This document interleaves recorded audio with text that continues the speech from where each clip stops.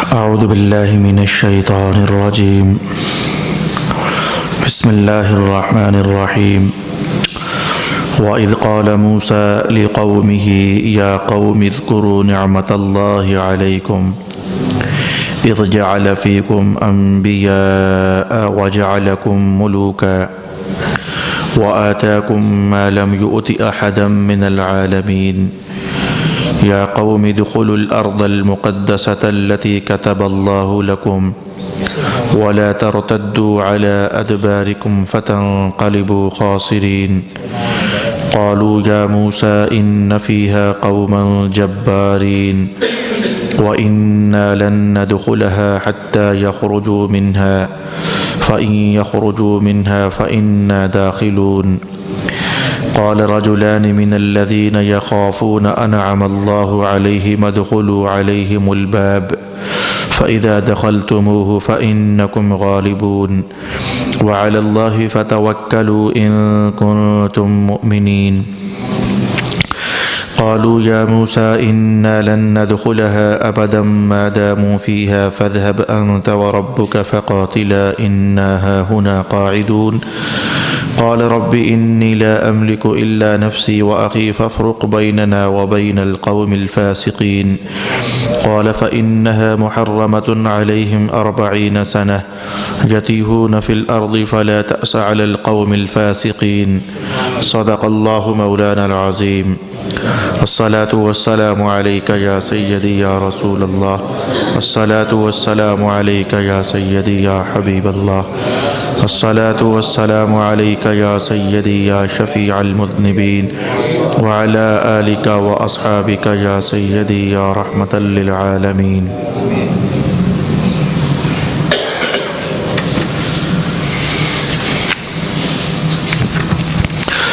اور یاد کیجئے اے محبوب جب موسیٰ نے اپنی قوم سے کہا اے میری قوم تم پر جو اللہ نے انعام کیا ہے اس کو یاد کرو جب اللہ نے تم میں نبیوں کو بھیجا اور تم کو بادشاہ بنایا اور تم کو وہ کچھ دیا جو تمام جہانوں میں کسی کو نہیں دیا تھا.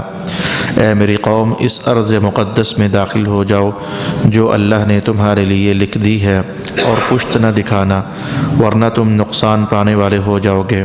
انہوں نے کہا اے موسیٰ اس سرزمین میں تو بہت بڑے بڑے جسموں والے لوگ ہیں اور ہم اس زمین میں اس وقت تک داخل نہیں ہوں گے جب تک کہ وہ اس زمین سے نکل نہ جائیں، پھر اگر وہ اس سے نکل گئے تو ہم ضرور اس میں داخل ہوں گے. اللہ سے ڈرنے والوں میں سے 2 آدمیوں نے کہا اللہ نے تم پر انعام فرمایا ہے تم دروازہ سے ان پر داخل ہو جاؤ، جب تم دروازہ سے داخل ہو جاؤ گے تو بے شک تم ہی غالب رہو گے اور اللہ ہی پر توکل کرو اگر تم مومن ہو. انہوں نے کہا اے موسیٰ بے شک ہم ہرگز کبھی بھی اس زمین میں داخل نہیں ہوں گے جب تک کہ وہ اس میں ہیں، سو آپ اور آپ کا رب جانے اور دونوں جائیں اور دونوں ان سے جنگ کریں، بے شک ہم یہاں بیٹھے رہیں گے. موسیٰ نے کہا اے میرے رب بے شک میں صرف اپنے آپ کا اور اپنے بھائی کا مالک ہوں، تو ہمارے اور نافرمان لوگوں کے درمیان فیصلہ کر دے. اللہ نے فرمایا یہ ارض مقدس 40 سال تک ان پر حرام رہے گی، یہ زمین میں بھٹکتے پھریں گے، سو آپ ان نافرمان لوگوں پر افسوس نہ کریں. صدق اللہ مولانا العظیم. اللہ رب العالمین کے فضل سے آج ہم نے سورۃ المائدہ کی 6 آیات بینات کی تلاوت کی ہے اور اس کا ترجمہ سماعت کیا ہے. ان 6 آیات بینات میں بنیادی طور پر تو حضرت موسیٰ علیہ السلام کا اور آپ کی قوم کا جو مختلف احوال اور واقعات تھے ان میں سے کچھ حصہ یہاں بیان فرمایا گیا ہے. ایک قاری قرآن ہونے کے ناطے ہمیں یہ بات جان لینی چاہیے قرآن حکیم میں جب بھی جناب موسیٰ علیہ السلام کی بات ہو، جب بھی جناب عیسیٰ علیہ السلام کی بات ہو، جب بھی جناب ابراہیم علیہ السلام کی بات ہو، جب بھی دیگر انبیاء کرام اور ان کی اقوام کے حالات چھیڑے جائیں تو انبیاء کا تذکرہ اور ان کی اقوام کا تذکرہ ان تذکروں کے نازل کرنے سے فطرت کے مقاصد کیا ہیں. خود رب کائنات نے ارشاد فرمایا ہے ہم آپ پر تمام نبیوں کے قصے اس لیے بیان فرماتے ہیں تاکہ آپ کا دل مضبوط رہے، تسلی میں رہے. معنی کیا تھا؟ معنی یہ تھا کہ رسول پاک علیہ السلام پیکر اخلاص بن کر جب مکہ والوں کو دعوت دے رہے تھے اللہ ایک ہے، انہیں شرک اور کفر کی نجاستوں، پلیدیوں اور اندھیروں سے باہر نکالنا چاہتے تھے۔ ان کے کردار کا شر دور کر کے تو طہارت نفسی جب حضور انہیں عطا فرمانا چاہتے تھے، انہیں دوزخ کی طرف جانے والے راستوں سے پکڑ کر بلکہ کھینچ کر جنت کی راہوں پر جب حضور ڈالنا چاہتے تھے، انہیں اندھیروں سے نکال کر جب روشنیوں میں لانا چاہتے تھے، تو مکہ والے مذاق کرتے تھے، مکہ والے پھپتیاں کستے تھے، مکہ والے تکذیب کرتے تھے رسول پاک علیہ السلام کی دعوت کی۔ اور صرف اتنا ہی نہیں بلکہ دشمنی کرتے تھے، بلکہ اتنا ہی نہیں اذیتیں دیتے تھے، بلکہ اتنا ہی نہیں جب رسول پاک علیہ السلام کسی جگہ پر دعوت کا کام کرنے کے لیے تشریف لے کر جاتے تھے تو مکہ والے مشٹنڈے قسم کے نوجوان ان کے پیچھے لگا دیتے تھے تاکہ جب محمد بولنے لگے تم شور ڈال دینا تاکہ اس کی بات لوگوں کے کانوں میں داخل نہ ہو سکے۔ اس طرح کے رویے مکہ والے رسول پاک علیہ السلام کے ساتھ اختیار کیا کرتے تھے۔ تو آپ کے دل پر صدمہ ہوتا، بوجھ آتا، اور یہ ایمان کیوں نہیں لا رہے ہیں، یہ نور کی طرف کیوں نہیں بڑھ رہے ہیں، میں انہیں خیر کا راہی بنانا چاہتا ہوں، یہ شر کی طرف کیوں جاتے ہیں۔ حضور اس کا دل میں درد محسوس کرتے تھے، اور اس درد کو رب کریم نے سورۃ کہف کے اندر بھی اور دوسرے مقامات کے اندر بھی بیان میں ارشاد کیا، فَلَعَلَّكَ بَاخِعٌ نَفْسَكَ عَلَىٰ آثَارِهِمْ إِن لَّمْ يُؤْمِنُوا بِهَٰذَا الْحَدِيثِ أَسَفًا۔ محبوب جب یہ لوگ ایمان نہیں لا رہے تو اس بات پر آپ کیا جان ہی دے دیں گے، ان کا غم کھا کھا کر اور ان کا درد اپنے اندر لے لے کر کیا آپ جان ہی دے دیں گے، اس قدر زیادہ غم آپ محسوس کرتے ہیں۔ تو حضور کو جب قلبی رنج ہوتا تو اللہ حضور کے قلب مبارک کی تسکین کے لیے پہلے نبیوں کی تصویریں حضور کے سامنے لے آتا۔ کبھی جناب موسیٰ کی بات، دیکھو ان کی قوم نے ان کے ساتھ کیا کیا تھا، کبھی جناب ابراہیم کی بات کہ محبوب حوصلہ رکھیں، تسلی سے آپ دعوت کا کام کریں، جناب ابراہیم علیہ السلام کو تو آگ میں ہی ڈال دیا گیا تھا۔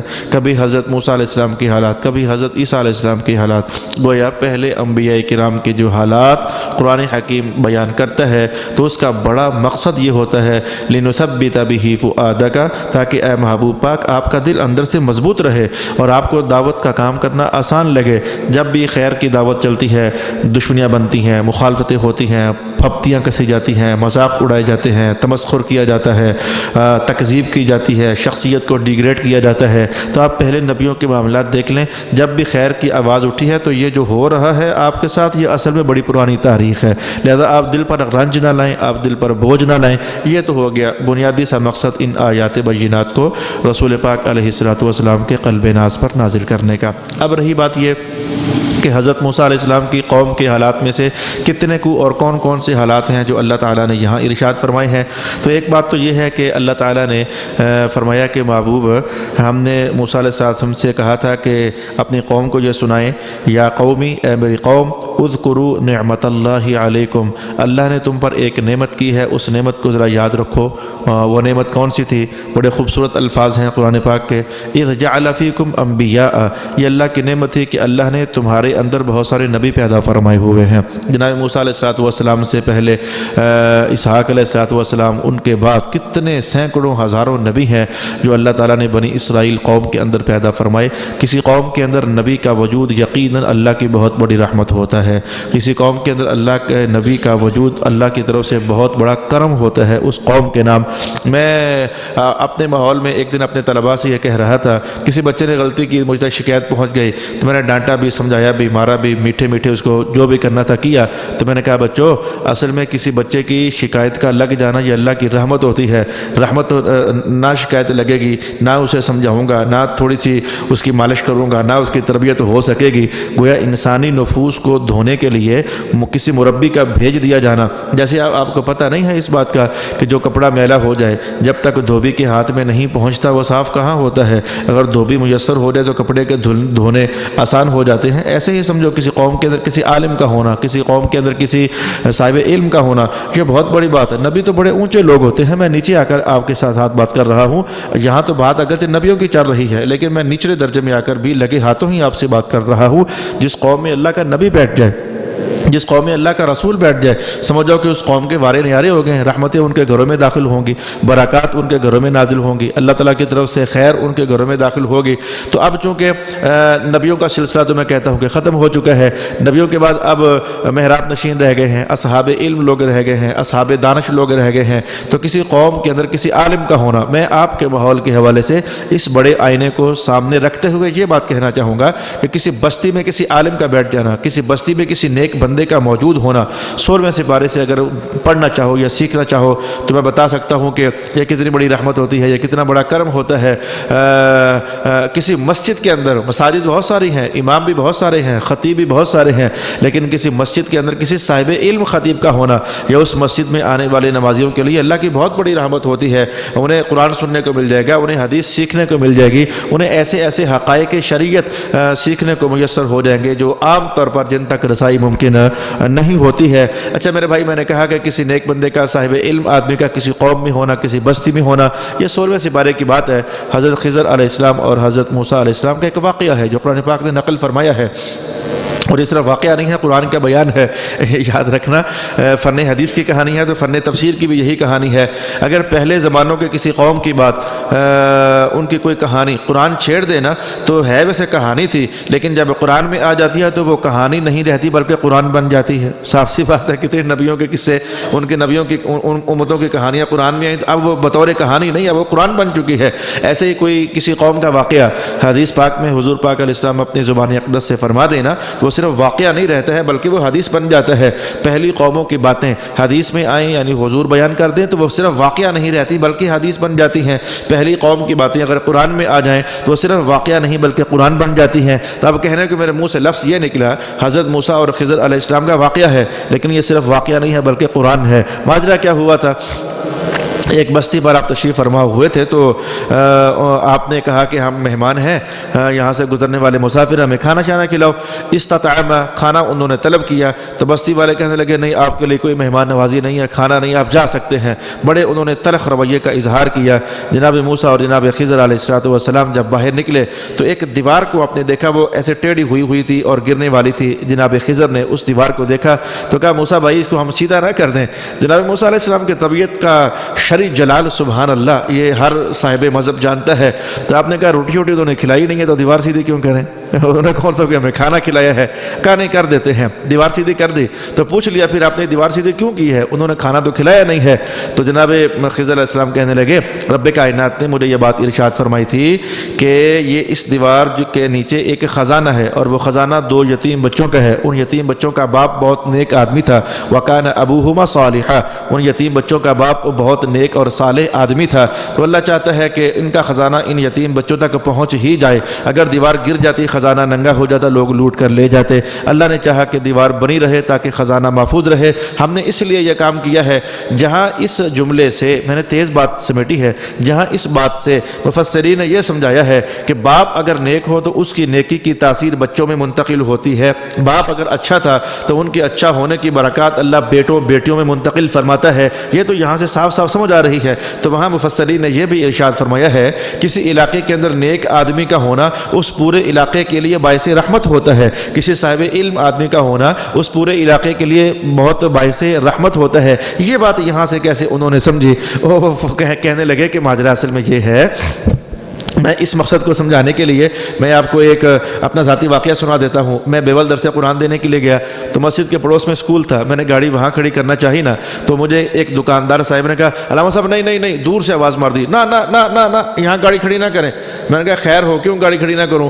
کہنے کہ اوپر دیکھیں۔ میں نے اوپر دیکھا تو وہ ٹائلنگ پوری دیوار پر ہوئی تھی پر خستہ ہو چکی تھی، وہ کوئی ٹائل گری 10-12 ٹائلیں گری ہوئی تھی، کچھ تریڑیں آئی ہوئی تھیں، کچھ گرنے سے قریب تھیں۔ میں سمجھ گیا یہ مجھے کہنا چاہتا ہے اگر یہ ٹائل نیچے گر گئی تو آپ کی گاڑی کا نقصان ہو جائے گا۔ میں نے کہا اللہ تعالیٰ بھلا کرے۔ اب اس واقعہ کو سننے کے بعد سمجھیں اصل میں وہ جو دیوار ٹیڑھی ہوئی تھی، جناب خضر سمجھتے تھے اگر یہ دیوار گر گئی تو صرف اتنا ہی نہیں ہے کہ وہ خزانہ ظاہر ہو جائے گا اور یتیم بچوں کا مال کہیں لوگ ہڑپ نہ کر جائیں، صرف اتنی بات ہی نہیں ہے بلکہ اگر یہ دیوار گرے گی تو اس وقت اگر کوئی پاس سے گزرنے والا 1 2 4 5 بندے ہوئے نا، یہ انہیں بھی ساتھ لے ڈوبے گی، یہ ان کا بھی ستیہ ناش کر دے گی، یہ ان کا بھی نقصان کر دے گی۔ تو کہا موسیٰ ہم اس کو سیدھا کر ہی دیتے ہیں۔ مفسرین نے کہا یہی بات تو ہم سمجھانا چاہتے ہیں کہ باپ نیک آدمی تھا، اس نیک آدمی کی وجہ سے وہ دیوار جو گرنے لگی تھی رب کائنات کا حکم آ گیا کہ اس کو سیدھا کر دو، اس لیے کہ بچوں کا مال بھی بچا رہے گا، وغیرہ کوئی نیچے آ کر دب کر مر بھی سکتے ہیں، وہ بھی مرنے سے بچ جائیں گے۔ کوئی نیک آدمی کا وجود، صاحب علم آدمی کا وجود، صاحب تقوی آدمی کا وجود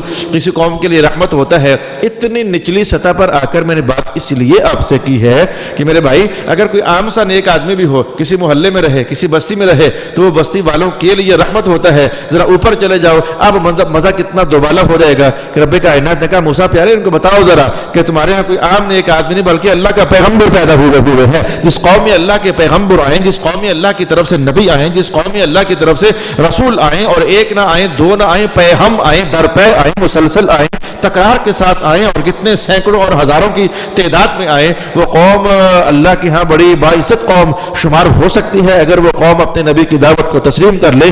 الغرض میں پہلا احساس آپ کو یہ بتلانا چاہتا تھا کہ کسی قوم میں نبی کا وجود اللہ کی رحمت ہوتا ہے۔ رسول پاک علیہ الصلوۃ والسلام نے فرمایا کہ اب میں تو آخری نبی ہوں، میرے بعد کوئی نبی نہیں آ سکتا، اب میں جب دنیا سے جا ہی رہا ہوں تو لوگوں میں نے اپنے بعد تمہارے لیے کچھ لوگ چھوڑے ہیں، حضور ان کا نام بتا دیں۔ قال رسول اللہ صلی اللہ علیہ وسلم العلماء ورثۃ الانبیاء، اب میں نے اپنے امتیوں میں سے کچھ علماء لوگ ہیں جو اللہ کی توفیق سے پڑھیں گے، پڑھائیں گے، قرآن سیکھیں گے، سکھائیں گے، میں اب تمہیں علماء دے کر جا رہا ہوں۔ وہ نبی نہیں ہوں گے لیکن وراثت وہ نبیوں ہی کی سنبھالے ہوئے ہوں گے، وہ رسول نہیں ہوں گے، ان پر وحی نازل نہیں ہوں گی، لیکن کام انہوں نے وہی کرنے ہوں گے جو نبی ایک ذمہ داری دے کر جاتا ہے، ایک رسول اپنی ذمہ داری دے کر جاتا ہے۔ اے کاش کے بہت سارے لوگ اور بھی بیٹھے ہوتے، میں ان کو یہ احساس میں بات اتارتا۔ اسی لیے ہم کہتے ہیں کہ مسجد میں آنا جانا سیکھو، مسجد میں پہنچنا سیکھو، محراب نشینوں سے قریب ہونا سیکھو۔ ابھی مغرب سے پہلے ایک نوجوان میرے پاس آیا تو میں نے کہا کیا کرتے ہو؟ پتہ نہیں اس نے مجھے یہ کہا کہ میں نے MCC کیا ہوا ہے یا کوئی ایسا کوئی ماسٹر کیا ہوا ہے، کوئی ایسا کوئی اس نے پڑھا ہوا تھا۔ میں کرتے کیا ہو؟ کہنے لگا کرنا کیا ہے، کچھ بھی نہیں کرتا، ویلا پھر رہا ہوں۔ میں نے کہا اے کاش کہ اتنا ٹائم تو نے کہیں حضور کے محراب کو دیا ہوتا، قرآن کو دیا ہوتا، تو سنت کو دیا ہوتا نا، تو بڑے سرکار جو ہیں، یہ چھوٹی سرکاریں حکومتیں یہ تمہیں کیا دیں گی، جو بڑے سرکار ہیں نا، اگر تو ان کا ملنگ بنا ہوتا نا تو اتنا پڑھ لکھنے کے بعد تو خالی ہاتھ نہ ہوتا۔ کہنے لگا جی آپ نے پڑھنا کیا ہے جی، وہاں تو نہ استاد کا ادب، نہ ٹیچر کا ادب، نہ اسٹوڈنٹ کا ادب، نہ انسانیت کا ادب، وہاں تو فارمولہ یاد کرو، وہاں تو بس انگریزی کی باتیں یاد کرو، یہ پڑھتے ہیں۔ وہ پڑھ کر پچھتا رہا تھا۔ میں نے اس کو کہا میرے بھائی بات سنا، یہ ادب، یہ آداب، یہ کلچرڈ ہونا، یہ زندگی کے میں کہنا چاہوں گا ایٹیکیٹس جو ہیں، یہ بھائی یہ سکولوں میں کہاں، یہ کالجوں میں کہاں، جب بھی کوئی بندہ بنا ہے، جب بھی شخصیت ابھری ہے، جب بھی کردار ڈیویلپ ہوا ہے، جب بھی رب کائنات نے کسی جھولی میں سوغات ڈالی ہے تو وہ محراب سے قریب ہوا ہے تو ہی اللہ نے یہ سوغات اسی عطا فرمائی ہے۔ انسانیت کی پہچان، انسانی قدروں کی پہچان، انسانی شناسائی، ماں ماں ہے، باپ باپ ہے، بہن بہن ہے، سب کا احترام، ادب اور یہ ساری پہچانیں باہر کا مذہب عطا فرماتا ہے۔ اور مذہب باہر کا محراب اور منبر سے ملتا ہے۔ محراب اور منبر کے قریب ہونا سیکھو، چھوڑو اپنی دشمنیاں، چھوڑو اپنے غصے۔ یہ مولوی لوگ ہوتے ہیں، اس جملے میں کچھ بھی نہیں ہے، یہ شیطان کی سازش ہے، اس نے تمہارے دلوں میں یہ بات ڈالی ہوئی ہے، یہ فلانے ہوتے ہیں تو یہ فلانے ہوتے ہیں۔ اصل میں اسے پتہ ہے کہ اگر یہ لوگ آج بھی مسجدوں میں آنے جانے لگ گئے، کیا رسول اللہ کا فرمان جھوٹا ہے؟ نعوذ باللہ۔ میرے حضور نے یہ جملہ ارشاد فرمایا تھا کہ المؤمن فی المسجد کالسمک فی الماء، مومن بندہ جب مسجد میں پہنچتا ہے تو تمہیں جاننا چاہیے یہ بات ایسے ہی ہے جیسے مچھلی پانی میں پہنچ گئی ہے۔ مچھلی کا پانی میں پہنچ جانا اس کی حیات بھی ہے، اس کی بقا بھی ہے، اس کی صحت بھی ہے، اس کی افزائش بھی ہے، اس کی نمود بھی ہے، اس کی نمائش بھی ہے، اس کا سب کچھ ہے۔ تو حضور سمجھاتے تھے کہ جو مسجد میں آنے جانے والا ہو گیا نا تو اسی میں اس کی بقا بھی ہے، اس کی حیات بھی ہے، اس کی ترقی بھی ہے، اس کی برکت بھی ہے۔ بس یہ ایسے ہی ہے جیسے کہ مچھلی پانی میں جا داخل ہوئی ہے۔ مجھے سمجھ نہیں آ سکی کہ آج ایسا کیوں ہو گیا کہ میں پہلے ہی جملے پر بولتا کدھر سے کدھر نکلتا چلا جا رہا ہوں، حالانکہ میرے ارادے میں یہ تھا کہ جو 6 آیات بینات میں نے آپ کے لیے تلاوت کی ہیں ان کے مضامین ہی کم از کم آپ کے لیے سمیٹ دوں۔ اصل میں آنا پڑتا ہے مہینے کے بعد، اور مہینے کے بعد جب آتا ہوں تو گرمی مجھے چڑھی ہوتی ہے کہ پورا مہینہ میں آیا نہیں ہوں تو 2 کی طرح 6 باتیں ان کو سنا کر جاؤں، 6 کی طرح ان کو 7 باتیں سنا کر جاؤں۔ وہ اس لیے وہ ادھر سے بھی حدیث یاد آ جاتی ہے، کوئی ادھر سے بھی قرآن کی بات یاد آ جاتی ہے۔ تو ارشاد گرامی ہوا وَإِذْ قَالَ مُوسَىٰ لِقَوْمِهِ يَا قَوْمِ اذکروا نعمت اللہ علیکم، یاد کرو اللہ نے تمہارے اندر نبی بھیجے ہیں۔ تو نبیوں کا ہونا بہت بڑی نعمت ہے اللہ تعالیٰ کی۔ اور فرمایا وجعلکم ملوکا، اور اللہ نے تمہیں بادشاہ بنایا ہے۔ اس نعمت کو یاد رکھو، اللہ نے تمہیں بادشاہ بنایا ہے۔ بنی اسرائیل کو اللہ نے بادشاہ بنایا ہے، ان کا ہر بندہ بادشاہ تھا۔ یہ بات ایک دم سے نہیں سمجھ آنے والی ہے، یار قوم کا بادشاہ تو ایک ہی ہوتا ہے، لیکن رب کائنات نے کہا تمہیں اللہ نے بادشاہ بنا دیا، اور سیگا بھی جمع کا ملوکن، ایک نہیں تم کئی بادشاہ تھے، بیک وقت کئی بادشاہ تھے۔ یہ جملہ بالکل ایک دم سے تو سوچنے کے لائق ہے۔ میں یہ تو نہیں کہتا سمجھ نہیں آئے گا، لیکن سوچنے کے لائق ہے. بھئی ایک بستی کا ایک بادشاہ ہونا چاہیے، کہا اللہ نے تم سب کو بادشاہ بنا دیا. یہ بادشاہ بنانے کو آپ مذہبی سینس میں اگر سمجھیں، میں آپ کے سامنے صحابہ کے اقوال پیش کرنا چاہوں گا کہ مذہب میں کس بندے کو کہہ دیا جاتا ہے کہ بس یہ تو ہو گیا بادشاہ، یہ کس کو بندے کو کہہ دیا جاتا ہے یہ تو ہو گیا پھر بادشاہ. لو میں اس سلسلے میں آپ کے سامنے حضرت خواجہ حسن بصری کا قول مبارک پیش کرنا چاہوں گا. آپ نے اسی آیت کی تفسیر بیان کرتے ہوئے فرمایا کہ پتہ ہے کہ ہم لوگ بادشاہ کسے کہتے ہیں، ہم صوفیاء لوگ بادشاہ کسے سمجھتے ہیں؟ بھائی ایک ہم ہے، ہم وہ جس کو بادشاہ ہم سمجھتے ہیں وہ تو چھوڑو پرے. میں قرآنی سینس میں جناب حسن بصری فرماتے ہیں کہ ہم جو صوفیاء لوگ ہیں، ہم جو محدثین لوگ ہیں، ہم کس بندے کو بادشاہ سمجھتے ہیں؟ آپ نے فرمایا کہ ہر وہ بندہ جو اپنی جان کا مالک ہو، آزاد ہو، جو چاہے کرے، اپنے اہل و عیال کا مالک ہو، جو چاہے کرے. تو جو اپنی جان کا مالک ہو، اپنے گھر والوں کی جان کا مالک ہو، جدھر جانا چاہے جائے، جدھر سے آنا چاہے آئے، جو کھانا چاہے کھائے، جو پینا چاہے پیے، جو کمانا چاہے کمائے. تو ہم صوفیاء کہتے ہیں جس بندے کو اللہ نے یہ سعادت دے دی ہے، سمجھ جاؤ کہ اللہ نے اسے بادشاہ بنا دیا ہوا ہے. گویا کہ آزاد ہونا، اپنی زندگی میں آزاد ہونا، اپنے افکار میں آزاد ہونا، اپنے وجود کی حرکات و سکنات میں آزاد ہونا، کسی کی پابندیوں کا اوپر نہ ہونا. البتہ یار وہ جو پابندیاں ہیں رسول اللہ کی طرف سے وہ تو ہیں کہ وہ تو ہم سب کی نبض ہے، وہ تو ہم سب کے نبضوں میں دوڑنے والا خون ہے. رسول اللہ یا اللہ کی طرف سے جو لگائی ہوئی پابندیاں ہیں، شراب نہیں پینی ہے، نماز پڑھنی ہے، زکوٰۃ دینی ہے، جوا نہیں کھیلنا ہے، یہ سمجھو کہ یہ دکھنے میں پابندیاں ہیں، حقیقت میں ہماری زندگی ہے، حقیقت میں ہماری حیات ہے، حقیقت میں ہماری زندگی کی ترقی ہے، حقیقت میں ہماری منزل ہے، حقیقت میں ہماری زندگی کی سٹرگل کا یہ نتیجہ ہے. ان کو پابندیاں اتنی جلدی کہہ کر کے تو پریشان نہیں ہونا چاہیے. خیر، خواجہ حسن بصری فرماتے ہیں کہ ان میں سے ہر بندہ اپنی جان کا مالک تھا، اپنے اہل کا مالک تھا، اپنے مال کا مالک تھا. تو رب کائنات نے کہا جو ایسا ہوتا ہے وہ تو بادشاہ ہوتا ہے. یہ ایک قول ہے جو خواجہ حسن بصری کا میں نے آپ کی خدمت میں بیان کر دیا. اچھا، میں جناب ابن عباس نے اس جملے کی جو تفسیر ارشاد فرمائی ہے میں آپ کے سامنے کہنا چاہوں گا. آپ نے فرمایا کہ جب کسی شخص کے گھر میں کوئی انسان داخل ہونا چاہے تو جب تک وہ پوچھ نہ لے تو اس وقت تک وہ داخل نہ ہو سکے. بھائی میرے گھر میں جس نے آنا پہلے پوچھنا ہے تو ہی میرے گھر میں داخل ہو سکے گا. میں نے کسی کے گھر میں جانا ہے تو پہلے پوچھنا ہے پھر اس کے گھر میں داخل ہو سکوں گا. میں جو اس درجے میں آ گیا نا، ابن عباس فرماتے ہیں جو اس درجے میں آ گیا کہ اللہ نے اسے گھر دیا اور اس گھر کی مالکیت کچھ یوں دے دی کہ کوئی آنا چاہے تو جب تک پوچھ نہ لے آ نہ سکے. ابن عباس کہتے ہیں ہم تو اسی بندے کو بادشاہ سمجھ لیتے ہیں، یہ تو بہت بڑا بادشاہ ہے. تو میں کہوں گا ویسے اس طرح تو میں بھی بہت بڑا بادشاہ ہوں، اس طرح تو آپ سارے ہی بہت بڑے بادشاہ ہیں. یعنی مذہب میں اتنا کچھ کو ہو جائے نا، مذہب میں بادشاہ ہونے کے لیے بہت خربوں روپے ہونا ضروری نہیں ہے. مذہب میں بادشاہ بننے کے لیے کوئی سچے یا جھوٹے ووٹ اکٹھے کرنا کوئی ضروری نہیں ہے. مذہب کہتا ہے کہ تم میں سے ہر ایک بادشاہ ہے، تم میں سے ہر ایک کی اپنی زندگی ہے، تم میں سے ہر ایک کا اپنا ایک انداز حیات ہے، تم میں سے ہر بندے کا اپنا ایک حکمرانی کا سلسلہ قائم ہے، جو بھلے رعایا کم ہے یا رعایا زیادہ ہے. یہ ابن عباس رضی اللہ تعالی عنہما کا دوسرا قول میں نے آپ کے سامنے پیش کر دیا. جناب عبداللہ ابن عمر بن عاص فرماتے ہیں کہ ہم سے پوچھا گیا کہ فقراء جو مہاجرین تھے مکہ چھوڑ کر آئے تھے تو انہوں نے کہا کہ کیا ہم فقراء نہیں ہیں؟ یعنی انہوں نے سوال کیا ہم سے کیا ہم فقراء نہیں ہیں؟ تو عبداللہ فرماتے ہیں کہ میں نے ان سے پوچھا کہ اے مہاجرین مجھے یہ بتاؤ کہ کیا تمہاری بیوی ہے؟ کہا جی بیوی تو ہے. کہا کہ کیا رہنے کے لیے گھر ہے؟ کہا ہمارے گھر بھی ہے. تو کہا کہ کیا تمہارے پاس کچھ مال شال ہے؟ کہا جی مال بھی ہے خادم بھی ہے. ہم نے آگے سے جواب دیا ہمارے پاس زندگی گزارنے کے لیے مال بھی ہے اور خادم بھی ہے. تو جناب عبداللہ فرماتے ہیں کہ پھر میں نے جواب دیا مکہ سے آنے والوں پھر تم فقیر اور غریب نہیں ہو بلکہ اللہ نے تمہیں بادشاہ بنایا ہوا ہے. وہ یہ 2-3-4 اقوال میں نے آپ کے سامنے رکھے ہیں. تو ہمیں سمجھنا چاہیے کہ رب کائنات ہے تو ہم میں سے ہر ایک کو اللہ اکبر کس موقع پر مجھے حدیث یاد آ گئی اور بڑا اچھا ہو گیا حدیث یاد آ گئی جو میں ابھی آپ کے سامنے صحابہ کے اقوال سے بات لا کر سامنے رکھ رہا تھا. وہ تو خود سرکار دو عالم ارشاد فرما کر گئے ہوئے ہیں. کون سی بات؟ سن لیں حدیث کے الفاظ. قال النبي صلی اللہ علیہ وآلہ وسلم کلکم راع وکلکم مسئول عن رعیته. رسول پاک علیہ الصلوۃ والسلام نے فرمایا کہ اللہ پاک نے تم میں سے ہر ایک کو حاکم بنایا ہوا ہے اور ہر ایک کی حکومت کے سلسلے میں اس سے سوال ہوگا. بتا تو نے حکومت کیسی چلائی تھی؟ نہیں سمجھے تو گھر کا خاوند گھر والوں کے لیے حاکم ہے، مسجد کا خطیب مسجد والوں نمازیوں کے لیے حاکم ہے. میں کہوں گا ایک باپ اپنے بچوں کے لیے حاکم ہے، ایک میاں اپنی بیوی کے لیے حاکم ہے، ایک اسکول کا ٹیچر اور معلم اور استاد اپنے اسٹوڈنٹس کے لیے حاکم ہے، کسی مدرسے میں بیٹھنے والا مفتی اپنے پاس علم کی خیرات لینے والے آنے والے لوگوں کے لیے حاکم ہے. گویا یہ بات تو وہی ٹھہری کہ رب کائنات نے مجھے بھی بادشاہی بنایا ہے، آپ کو بھی بادشاہ بنایا ہے، اللہ نے ہمیں کوئی نہ کوئی سلطنت عطا فرمائی ہے، کسی کی سلطنت میں 2 بندے ہیں، کسی کی سلطنت میں 1 بندہ ہے، کسی کی سلطنت میں 1000 بندہ ہے، کسی کی سلطنت میں 200 بندے ہیں، کسی کی الغرض یہ بھی ایک کیٹیگری ہے بادشاہوں کی جو آج تک ہم نے سنی دیکھی بالی ہے، اور یہ بھی ایک کیٹیگری ہے بادشاہت کی جو قرآن بھی اشارہ کر رہا ہے اور رسول پاک صلی اللہ علیہ وآلہ وسلم بھی اشارہ فرما رہے ہیں۔ اچھا، پہلی آیت میں سے 2 حصے میں نے آپ کے لیے بیان کر دیے۔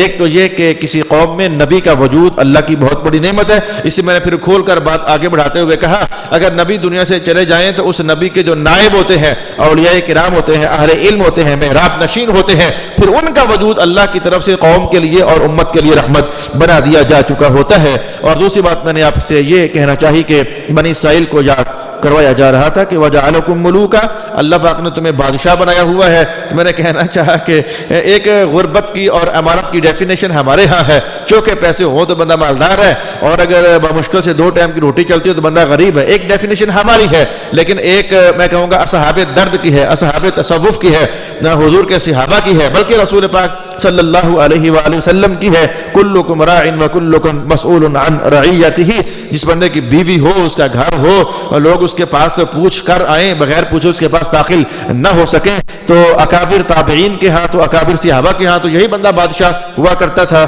اور اس آیت کو سمیٹنے کے لیے میں تیسری بات آپ سے کہنا لگا ہوں، مولا کائنات نے کہا کہ موسیٰ علیہ السلام ان سے آپ یہ بھی کہیں وَآتَاكُم مَا لَمْ يُؤْتَ أَحَدًا مِّنَ الْعَالَمِينَ، اے میری قوم یاد رکھو اللہ کی ان نعمتوں کو، اللہ نے تمہیں وہ کچھ دیا ہے جو تم سے پہلے کسی اور کو دیا ہی نہیں ہے۔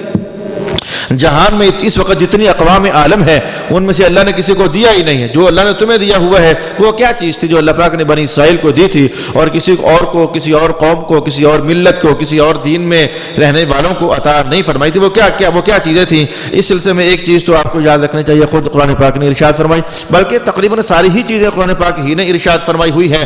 مثلا اللہ پاک کا یہ قول مبارک وَنَزَّلْنَا عَلَيْكُمُ الْمَنَّ وَالسَّلْوَىٰ، اے بنی اسرائیل دیکھو اللہ نے تمہیں من اور سلوہ عطا فرمایا تھا، اور یہ اللہ کی ایسی نعمت ہے کہ اللہ نے پورے جہان میں اس وقت کسی اور کو عطا ہی نہیں فرمائی ہے، پورے جہان میں اس وقت کسی اور کو عطا نہیں فرمائی ہے۔ من اور سلوہ آسمان سے آپ کو پتہ ہے کہ کوئی سویٹ ڈش بھی اترا کرتی تھی، اور الطائر السمانی، کوئی بھنا ہوا پرندہ بھی ان کے لیے آسمان سے اترا کرتا تھا۔ تو یہ نعمت اللہ نے تمہارے سوا کسی اور کو دی ہے، اس نعمت کو یاد رکھو۔ اور پھر فرمایا کہ موسیٰ علیہ السلام کی شان یہ تھی کہ جب سفر ہوتے تھے تو آپ کے پاس ایک چھوٹا سا 1.5 یا 2 مربع فٹ ایک پتھر تھا جو اللہ کے حکم سے آپ کے ساتھ رہنے کا حکم تھا، تو آپ اسے ساتھ لے کر سفر طے کیا کرتے تھے۔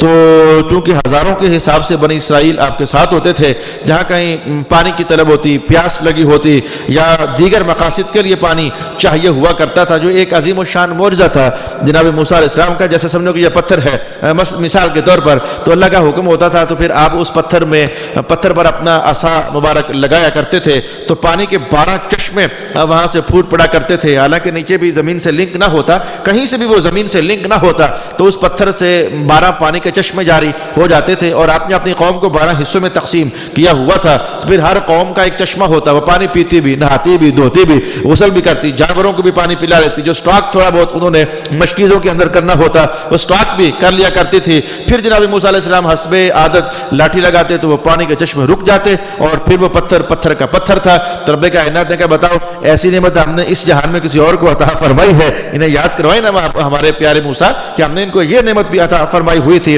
اور پھر ان پر بادل سایہ کرتے تھے، یہ نعمت ہم نے کسی اور کو عطا فرمائی ہے۔ ان میں انبیاء کثرت کے ساتھ ہم نے بھیجے ہیں، بنی اسرائیل ہی میں انبیاء کثرت کے ساتھ آئے ہیں، وگرنہ اگر میں آپ کو دلچسپی کے لیے کہوں تو بنی اسماعیل میں یعنی یعقوب علیہ السلام کے بیٹوں میں سے آگے چل جاؤ سلسلہ، یعقوب علیہ السلام حضرت اسحاق علیہ السلام کے بیٹے ہیں، اسحاق علیہ السلام حضرت ابراہیم علیہ السلام کے بیٹے ہیں، اسماعیل علیہ السلام حضرت ابراہیم علیہ السلام، جناب ابراہیم کے 2 بیٹے، ایک اسحاق علیہ السلام اور ایک اسماعیل علیہ السلام۔ جو اسحاق علیہ السلام ہے ادھر سے یعقوب ہے، ادھر سے ہی موسیٰ ہے، ادھر سے ہی جناب یوسف علیہ السلام ہے، اور ادھر سے ہی ہزاروں نبی ہیں۔ لیکن جو ابراہیم پیغمبر کے دوسرے صاحبزادے تھے اسماعیل پیغمبر علیہ السلام، تو اسماعیل اسرائیل نبی ہوئے ہیں اور نسلیں نسلیں نسلیں نسلیں نسلیں گزرتی چلی گئی، یا پھر آ کر رسول اللہ نبی ہوئے ہیں، یعنی درمیان میں اس سلسلے سے کوئی اور نبی اللہ نے پیدا نہ فرمایا۔ تو رب کائنات نے کہا کہ ان کو بتائیں، موسیٰ پیارے سمجھائیں کہ دیکھو تمہارے باپ دادا سے لے کر سینکڑوں ہزاروں نبی اللہ نے تمہیں عطا، یہ کیا کم نعمت ہے؟ ایک نبی کا ہونا ہی اللہ کی بہت بڑی نعمت ہوتی ہے۔ اور بنی اسرائیل کے اندر تو اللہ رب العالمین نے ہزاروں کے حساب سے انبیاء پیدا فرمائے، یہ نعمت کا حوالہ بھی قرآن حکیم نے ارشاد فرمایا ہوا ہے۔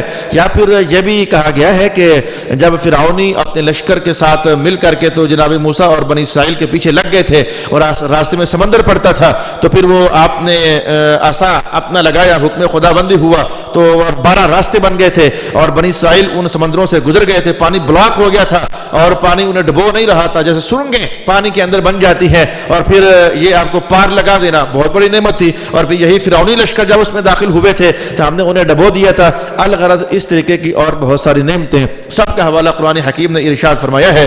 رب کائنات نے ارشاد فرمایا وَآتَاكُمْ مَا لَمْ يُؤْتِ أَحَدًا مِنَ الْعَالَمِينَ، ہم نے آپ کو اتنی ساری نعمتیں عطا فرمائی اور وہ کچھ عطا فرما دیا جو آپ سے پہلے کسی اور کو عطا نہیں فرمایا گیا تھا۔ اب مجھے خالص محسوس ہو گیا ہے کہ ہمارا وقت ختم ہو رہا ہے، بلکہ ہو گیا ہے، اور جو میں نے آیات تلاوت کی تھی لالچ میں آ کر کہ شاید میں ساری نہ بیٹھ سکوں گا، لیکن اللہ کا حکم ایسے نہیں تھا آج۔ تو پہلی آیت پر ہم نے 2 3 4 حوالوں کے ساتھ کچھ بات سیکھنے اور سمجھنے کی کوشش کی ہے، بقیہ باتیں انشاءاللہ پھر اگلی نشست میں آپ کے لیے بیان کر دوں گا۔ وآخر دعوانا ان الحمد للہ رب العالمین۔